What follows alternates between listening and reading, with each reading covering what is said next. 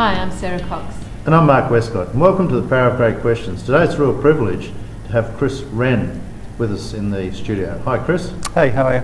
Great. And Chris, we've been doing some work together in regard to a great program that you've put together, which I know you're really excited about and really excited to talk about, and that is the Prosperity Accelerator. So today, as you know, it's all about the power of great questions, and I know as part of your program you ask a whole swag of really great questions. So over to you, Sarah.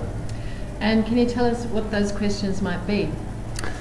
Well, I guess you're not going to know anything about anyone until you get to talk to them, and in talking to them, the only way to find out things is to ask them questions. So I've got a number of questions I like to ask, and what that's designed to do, they're open-ended questions to get people to open up, to talk to me, to share a little about what's going on in their lives and what's happening in their businesses, and in doing that, that's when you get to see where you can really do some good. And just before we go any further, can you tell us about the Prosperity Accelerator? Yeah, sure. So the Prosperity Accelerator program, it's designed for business owners, and there's no one particular type of business, but you basically need to be making money and employing probably a few people. What I noticed through some other work I do in the financial planning space is that a lot of the people I talk to, they're kind of constrained by what they can do, the options they have, and also basically how much money they've got. And what I found was that in business, especially small business in Australia, these people are the people that have flexibility and they've got a lot more options. So I wanted to take that knowledge, that background, and really apply that, but in a way that was really going to help them. So if you said to me, look, how many people call you up, Chris, and say, look, I need to talk to a financial planner, I'd probably have to say maybe half a dozen in a year. However, in a business, you're dealing with money all the time. You're dealing with cash flow all the time. And as a business owner, there's no reason why you shouldn't be taking a lot more of that home and putting a lot more of that inside your own pocket. So what the program is about is teaching and sharing information with business owners, specifically how to separate their business finances from their personal finances. And that's what the program's about. And that's a really, really great distinction, Chris, isn't it? Because most people tend to run everything in together. Absolutely, and, yeah. And if anything happens to the business, then all of a sudden they're destitute and everything turns to dust. So I think what you're doing is a fantastic thing. I love the name of the program. Obviously, I think everyone wants to be prosperous, and most people want to get there in a hurry. So it's a great name, and you're doing great things with that. But let's just get a little bit more specific in regard to the questions that you ask as part of the program, because Sure. Our thesis in regard to this program, the Power of Great Questions, is that it's not what you tell people, it's the questions you ask that elicits the greatest response. Yeah, I agree. Yeah. And I know that what you're doing in your program is not telling anybody anything, but asking really good questions to help them discover what's going to work for them to make them more prosperous. So what are the three questions when you kick off with people? What are the three questions maybe that come to mind straight away that you use that creates great value in regard to discovery for your customers? I guess the first question would be asking them about why they went into business. And what you're going to find in asking a question like that is you're going to find out what their passion is and what they're passionate about. Now, you've heard the expression before, Mark, that no one works any harder in a business than the business owner. And that's absolutely true, because they are the people that are most passionate about their business and the ones that are most committed. So that would certainly be one of my first questions to ask them. What are you passionate about? Okay, that's great. The second question? I guess you have to have some sort of gauge for how you're doing and how you're going to progress. And if you can't measure it, it's probably not going to happen. So there's a question I ask in the program, and it's called it's got a nickname, it's called the R Factor question. And it goes along the lines of this. Look, Mark, if we're meeting like 3 years from today, and if we were to look back over those 3 years, and I was to ask you, Mark, what would have to happen for you both personally and professionally for you to feel happy with your progress? And then I'd just basically shut up and let you talk.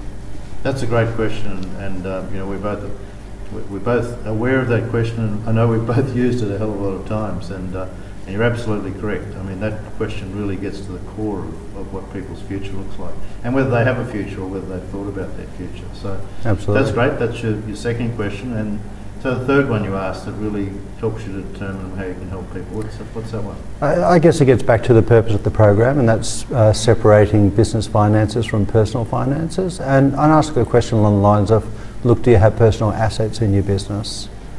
And again, it's kind of a yes-no question, but if the answer is yes, I'm going to ask more questions around, well, what sort of assets are in there? And we're probably going to find that you may actually have your house, like the roof over your head for you and your family, is basically in the business as security for you starting, because when you started out, you had a great idea, you're really passionate about it, but you couldn't get finance for it. The banks wouldn't lend you money, or you didn't have a rich uncle.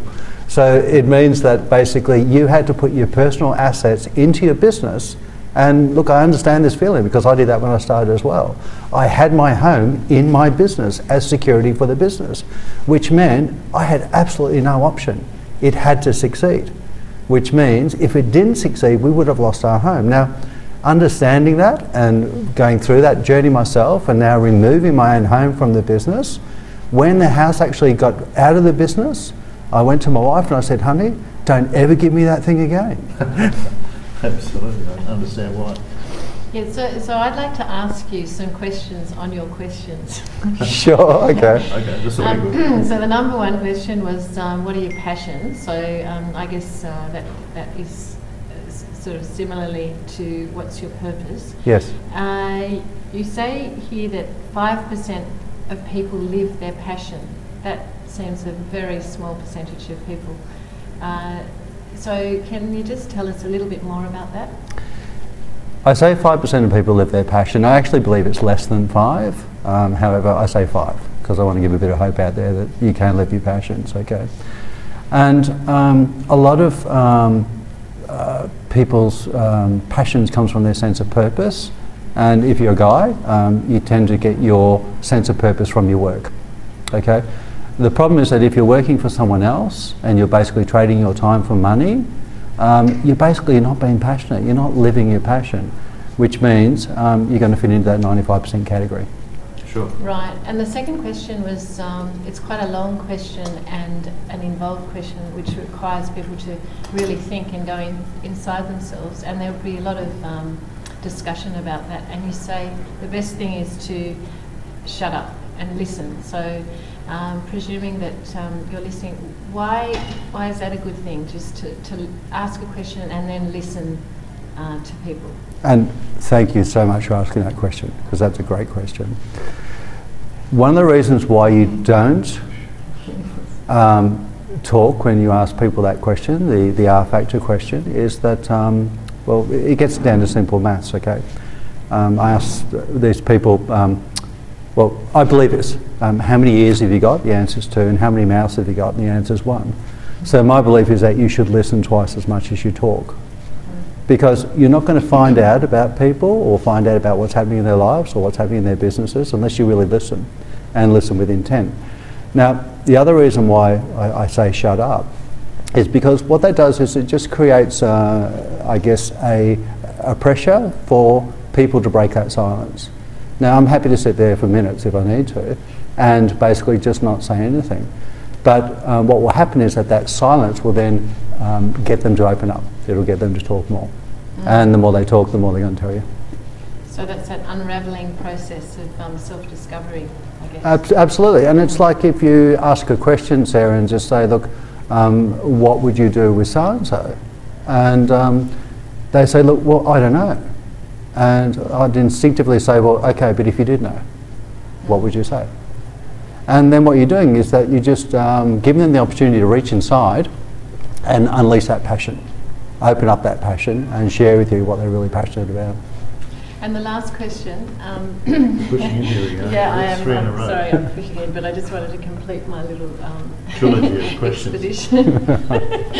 I'm very passionate about this. So the last question was about people's finances and mixing business with home finances, and how if you put your assets up with your business Yes. that can cause all sorts of distress, perhaps, if it's not planned properly. What's something that you could give people in business, in life, some advice, or something that you can say to push them in the right direction of that? To not put personal assets into your business, is that what you're saying? Okay. Yeah. So it's about, there's an expression, cash is king and cash flow is queen, okay? So you always got to have a king and a queen to run a successful kingdom. So try to get the cash happening as soon as possible in your business, whereas you don't have to put so much money up front to basically try and get things moving. And the second thing is basically there's a thing called an 80% rule. Don't try and get the whole thing sorted out. Don't try and figure out every single thing you need to do. 80% is probably enough to get you going. And in fact, 80% is probably a lot more than what a lot of other people would do anyway. Now your passion, you'll get your 80% out pretty easily. When it gets that last 20%, you just may not be that passionate about doing that last little bit. And there's probably someone who can do it better than you anyway, and cheaper than you, and quicker than you, and faster than you.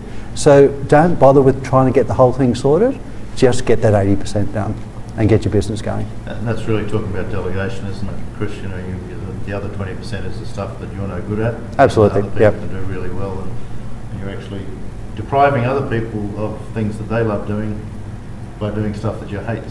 And hard to believe that someone could actually really enjoy doing something that you hate. But in the program we have a module dedicated to that, and we call it the value of your time.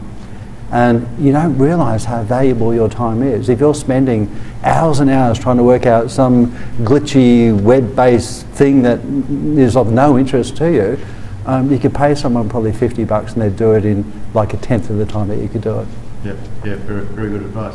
Chris, your background's in financial planning. You've come back over the last few years as a financial planner, and you've obviously seen what's happening in the industry and looked at your own future in regard to what you wanted to do. Sure. But you've got a real passion, I know, in regard to what you've created with the Prosperity Accelerator. But I'd like to maybe just to delve back into your past a little here, and what were the questions that you've used along the way while you've been in the financial planning space? What are the things that, if you look for experiences that you've had where you've really created some great value for people, and maybe you've got a couple of stories or case studies from your past, what have been your highlights, I guess, where you know that what you asked people to do was what created the momentum for them to make huge progress in their lives? One of the things that stands out the most is where people become passionate about their goal in finance. And there is a situation or story I can think of there with a couple in Sydney where I'd known this, one of the couple for years and years, hadn't done much, worked in a really good job, made really good money, but never managed to save. And he got to 40-something, 2 kids, and just basically just had no assets. And I said to him, well, if you ever get serious one day about doing something about your finances, give me a call. And he called me up one day and he just said, Chris, today's the day. I said, the day for what? And he said, I'm ready to do something. I said, about what? He said, my finances. And I said, well, you know the rules here, don't you, that you have to be committed? He said, 110%. So I met with him and his wife. We had a pretty long meeting figuring out what they wanted, talked about all their goals and objectives. And I said, it's now up to you. You need to apply these disciplines, these strategies to actually get ahead in life. Now, over the next 12 months, now remember, this is someone in their 40s who had never saved a penny. Over the next 12 months, they saved $42,000 towards a house deposit and then have bought an investment property. Fantastic. That is just fantastic. And they did everything we said to do. And I had my wife involved in this, who's a bookkeeper, so she's really good at numbers too. And actually I call her the budgeting queen. But it was all about allocating that cash. It was all about basically giving those dollars a job. And every dollar has a job, so you need to put it to work. Simple as that. It's good to see you're the king and your wife's the queen in the family. That's good to know, Chris. Yeah, queens are important. Absolutely. Chris, just with bees. what's the risk of not having a financial plan? You'll end up like 97% of the current population. And this is a frightening statistic, that the average guy in Australia, when he retires at the age of 65, has about 140 grand in super and is lucky to own their own home. The average woman, slightly less than that, probably about 90,000 in super. So between husband and wife, you got about 250 grand. There's figures being bandied around at the moment that you need at least $1 million, so you're a bit short, and you may not even own your own home. You'll be a slave to paying off debt your entire life. And with your own home, what do you suggest in that regard? Own it as fast as possible. Now, I'm not a fan nor a non-fan of property. I believe everyone should have at least one property, the home that you live in. And in this country, it's the best tax game in town. You can make any amount of money and basically pay no tax on it. So the people in Sydney right now are pretty happy. Chris, I want to ask you about, part of your program is you look at setting up boards of advice for people. And so when you set up a board of advice, what are the sort of things that you ask people to see whether or not they'd qualify to benefit from having a board of advice looking over their business? A board of advice, and everyone understands, or most people understand the term board of directors. Board of directors are basically a bunch of usually skilled people that sit around a table, meet quite frequently, and talk about things that are happening at your business that are relatively high level. A board of advice is different in the fact that you're not a director and you're not basically, you don't have director responsibilities with the company. What you are is an expert in a specific field who can give input to the people that are basically running the company, and be there as a sounding board mainly to see if you can add value to the company. So it's about expertise, the right expertise, and being a sounding board. That's what it does. Chris, the other thing, when you were designing your process, you were very clear that you just wanted to work with a specific group of people. Do you want to just talk about how you decided on what group you'd like to work with, and why you think it's important to work specifically with the target audience rather than just put yourself out there for the whole world? And it gets back to my passion, okay? And one of my passions is for small business. And one of the reasons why I'm passionate about small business is because small business generates probably about 75% of the GDP in the country, meaning small business employ the most people and they're the backbone of the economy. So if you're helping the people that are helping everyone else and employing people, that's fulfilling my need, that's fulfilling my passion. The target audience that we've started the program with is basically tradies, in the sense of plumbers and electricians. And the reason why we've picked on those guys and those particular businesses is they're multi-people businesses. They basically are providing a service. It is a service that is always going to be needed, it's always sought after, and basically they generate cash flow, and more often than not they have their personal assets in their businesses, and we just want to teach them that there's other ways that you can do it. It's all about teaching you how to fish. The more fish you can catch yourself, the happier I am. So it's not about employing us or basically having us on your books for the next 55 years, paying us a fee. It's about getting there for the next couple of years, sort things out, and then have the business working for you. So Chris, one of the other things that I've been thinking about is when you and I first met, there were obviously a couple of questions that I must have asked you. Do you remember what they were? The questions that sort of got you interested in the progress that you've made in regard to your package and so on? I guess the thing that really came out from us working together was how am I going to take my idea and then be able to deliver that to the audience that I'm trying to reach.